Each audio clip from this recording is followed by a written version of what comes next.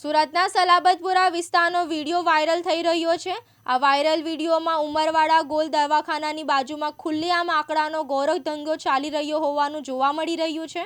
Viral વિડીયોમાં સ્પષ્ટ રૂપે જોવા મળે છે કે સલાબતપુરા પોલીસ અને સુરત ક્રાઇમ બ્રાન્ચના ડર વિના જ લોકો ખુલ્લેઆમ આંકડાનો વેપાર ચાલી રહ્યો છે। અગાઉ પણ સુરત ક્રાઇમ બ્રાન્ચ દ્વારા અહીં સફળ રેડ કરવામાં આવી હતી અને લાખો રૂપિયાનો મુદ્દામાલ ઝડપી પાડવામાં આવ્યો હતો।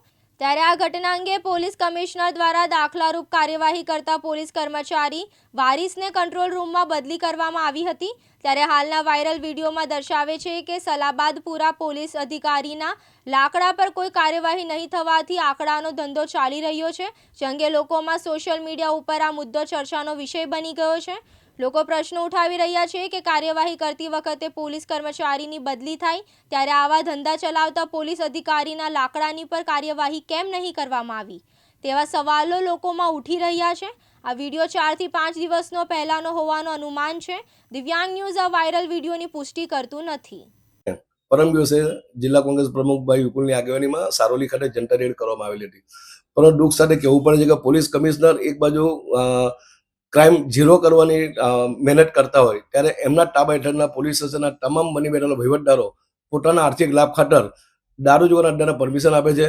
હમણાં અગાઉ સુરતની ક્રાઇમ બ્રાન્ચ દ્વારા સલાબતપુરામાં જુગારની ક્લબ પર રેડ કરવામાં આવેલી હતી અને જેમાં 50 કરતાં વધુ જુગારીઓ પકડાયેલા હતા અને એ રેડ બાદ પોલીસ કમિશનરે એક દાખલારૂપ કાર્યવાહી કરવા માટે જે તે વખતના વહીવટદાર ભાઈ વારિસની બદલી કરવામાં આવેલી હતી, પરંતુ એ જ જગ્યા પર અને ફરી પાછો જુગારનો ક્લબ ચાલુ થઈ ગઈ છે, જેના વિડીયો પણ સામે આવી રહ્યા છે।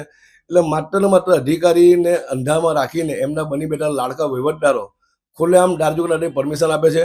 અને બીજી બાજુ આ રાજ્યના બાળમંત્રી જેઓ હાલ ગુજરાતના નાયબ મુખ્યમંત્રી બન્યા છે તે પણ પોતાની સસ્તી પબ્લિસિટી માટે ટીવી પર મોટી મોટી વાતો કરો છે કે ભાઈ તમે જ્યાં કંઈ દારૂ જુગાર અડ્ડા દેખાય તમારું ધ્યાન દોરજો, 24 કલાકમાં રેડ કરીશ।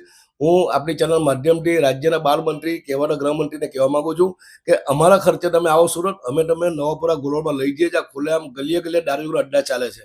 માત્ર પોતાની સસ્તી પબ્લિસિટી મેળવવા માટે ટીવીમાં ખોટા ટાઈફા બંધ કરો। ભૂતકાળમાં એવું કહેતા કે કોઈ પણ ચબરબંધીને છોડવામાં નહીં આવે, હવે એમ કહે છે કે જ્યાં પણ દારૂ અડ્ડા ચાલે મારું ધ્યાન દોરો। તમારા વિસ્તારમાં તમારી જ મજૂરા વિધાનસભામાં 50 થી વધારે દારૂ અડ્ડા ચાલે છે અને સુરત શહેરનું કોઈ પોલીસ સ્ટેશન એવું નથી જ્યાં 100 થી વધારે દારૂ અડ્ડા ન ચાલતા હોય। એટલે માત્ર સસ્તી પબ્લિસિટી બંધ કરે અને ખરેખર જો તમે તમારી વાતને સત્યપૂર્વક કરવા માંગતા હોય તો આવો અમારી સાથે પક્ષાપક્ષીનું રાજકારણથી દૂર રહી શહેરના હિતમાં મહિલાઓના હિતને ધ્યાનમાં રાખીને આવો અમે તમને બતાવ્યું ક્યાં દારૂ જુગારના અડ્ડા ચાલે છે। એટલે માત્ર ખોટી વાતો કરવાનું બંધ કરો અને પ્રજાલક્ષી કામ કરો એવી તમારી ચેનલ માધ્યમથી આ રાજ્યના બાળમંત્રીને અમે અપીલ કરીએ છીએ। મુકેશ ગુરવ, દિવ્યાંગ ન્યૂઝ, સુરત।